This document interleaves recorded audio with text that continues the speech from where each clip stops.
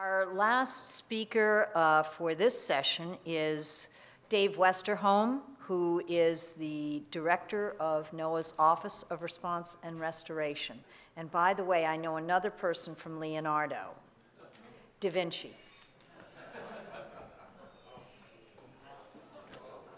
Oh, that was bad. Good morning.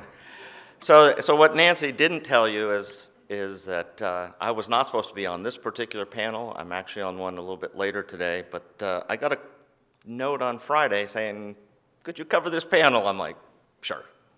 So I'm going to try to do, without any slides, I'm going to... Tell them why, Dave. Oh, because I can wax eloquently. And FEMSA pulled out on us on Friday afternoon. The same thing that Tom was saying was they're extraordinarily busy.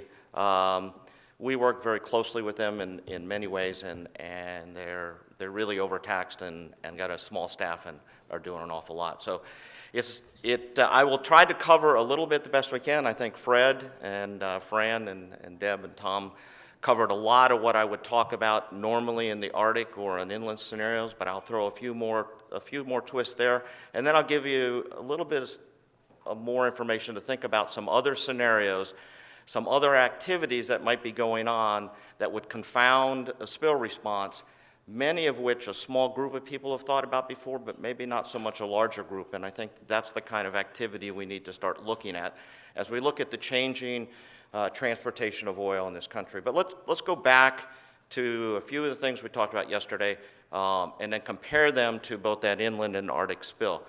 First, let's go back to Exxon. We heard that there were 12,000 workers at the peak of Exxon. We heard there were 44,000 at Deepwater Horizon. Now let's go up to what Fran just talked about up in the Arctic. That's not going to happen. So what are the expectations? What are the differences? What can we do and not do if there's a spill up there? And let's take the scenario that Deb talked about with a ship. But let's make that ship an innocent passage ship, one that's not calling on the United States, one that does not have to comply with the rules that we have for Open 90 and have a OSRO contracted or the ability to contract an OSRO to clean up the spill. So now at that particular time, it happens, oil comes in U.S. water, they come under that jurisdiction, they have to clean up the oil. But those mechanisms aren't in place, they're not practiced, they're not drilled, they haven't been exercised, maybe by the government, but certainly not by the vessel or their qualified individual. So what do we do?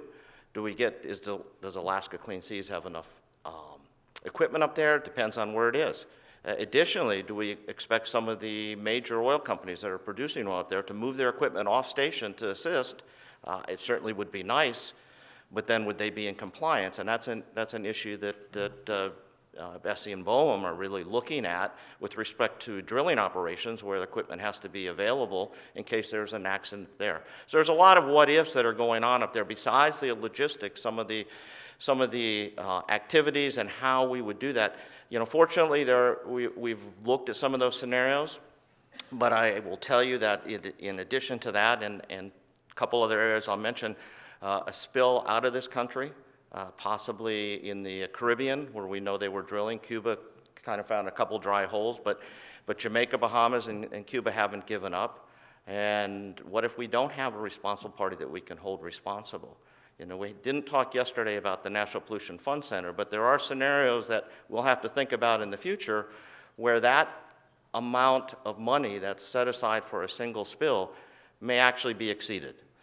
And at that point, is Congress ready to dip into the tax revenue? Are they ready to go back and look at a different law?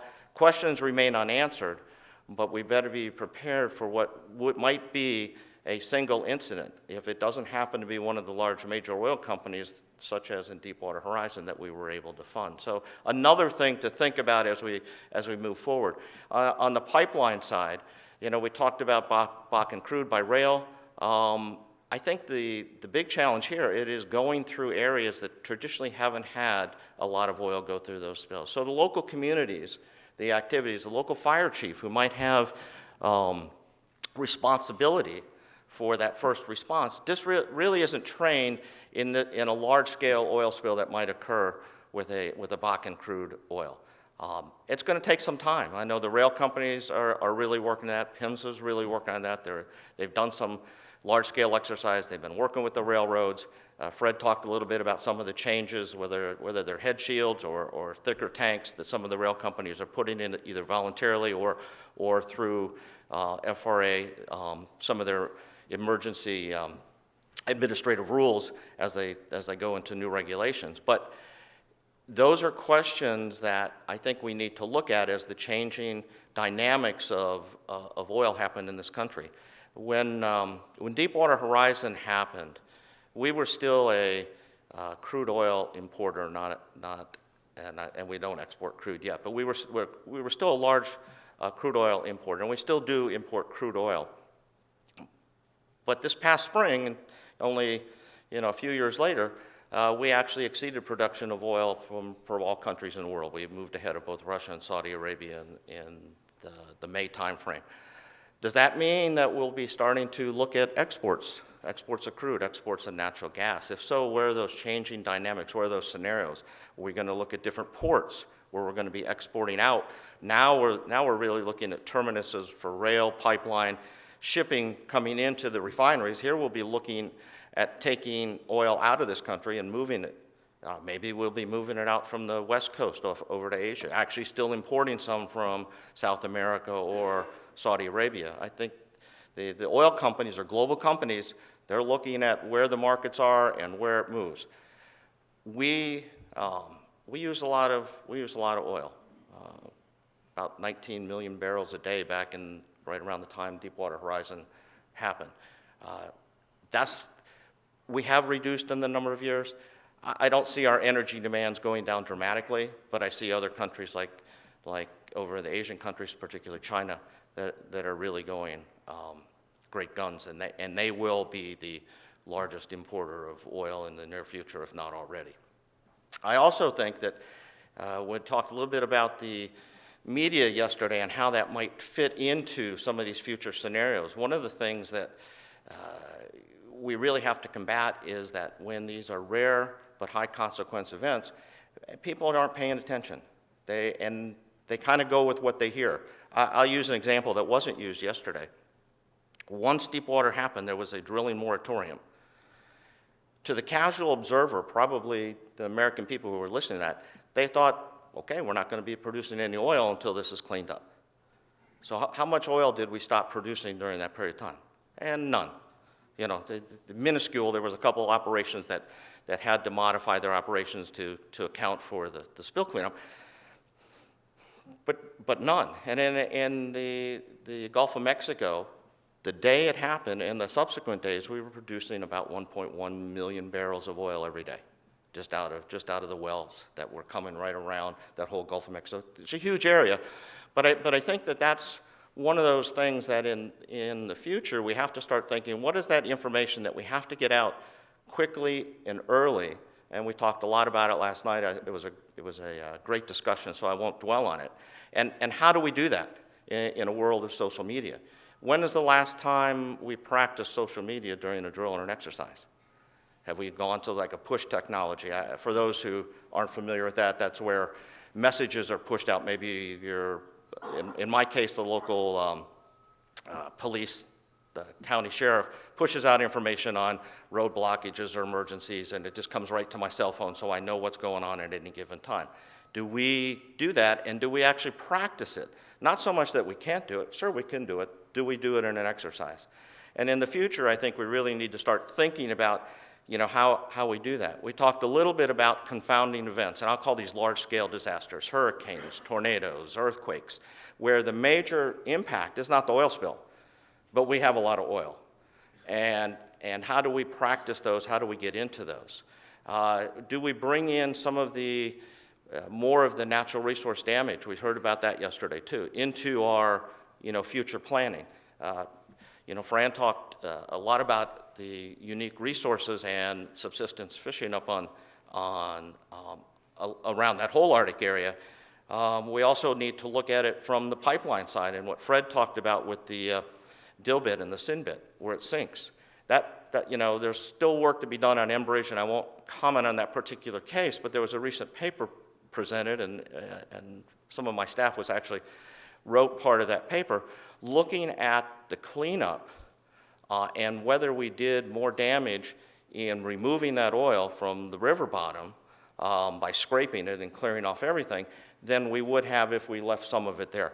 Now, not to argue that point, but the politics of that particular area were such that we're going to clean up the oil. The mechanics of dealing with a Group 5 sinking oil in fresh water were a little different than something we had to plan for before. So again, something we better start thinking about as more and more of this is moved in different places. And speaking of that, I won't hit on the policy and politics discussion, nor the human dimension one too much, but I'm hoping some of that discussion gets in there because some of these areas are controversial. We know that the Keystone Pipeline, for example, is very controversial. So how will that be brought into maybe a future pipelines bill? Are we going to be worried about some partisan politics, and how do we eliminate that piece of the equation as we, as the response community, have to go about the operational business of cleaning up the oil? And what do we do? How do we communicate that? I think those are valuable questions for future, sort of looking into the future. I think there's a couple other ones that we've actually touched upon many years ago. Many years ago when I was in the Coast Guard, I was actually looking at this before 9/11. And one of the things we were very concerned about, and I haven't heard much recently about it, and unfortunately we haven't had a large incident, is environmental terrorism. It hasn't happened like we thought it might, but it is something that we really need to think about, because if in the future we're looking at that kind of event, no problem. That kind of event, what would we do? How would we react to it? And how do we then coordinate with all the activity with maybe Department of Justice and others going around, and both on a state and local, federal level, but also the responsible party who might be the victim of that particular terrorism. And then I think I will the two last thoughts I'll leave you with, and again, something we briefly touched upon yesterday, but what is the role of robotics in the future? And I'll just use that as a general category. Right now, we're really looking at UAVs, AUVs, and other activities, but how do we maximize our capabilities in remote areas with new technology? Some of the research that's being done certainly has looked at that, but I think we really need to think to the future. What can we be doing differently than we're doing now? And the last one, very briefly mentioned yesterday, but one that I've never practiced ever in an exercise or drill, but I think we need to think through, is what if during that particular event you're a victim of a cyber attack? And what would you do if systems were hacked, if things went down, if you couldn't get access to the equipment and technology that we've become so dependent upon? So I'll leave that as sort of the thinking ahead, thinking the future, and I guess we're going to sit down? Yes, sir. Okay. Thank you.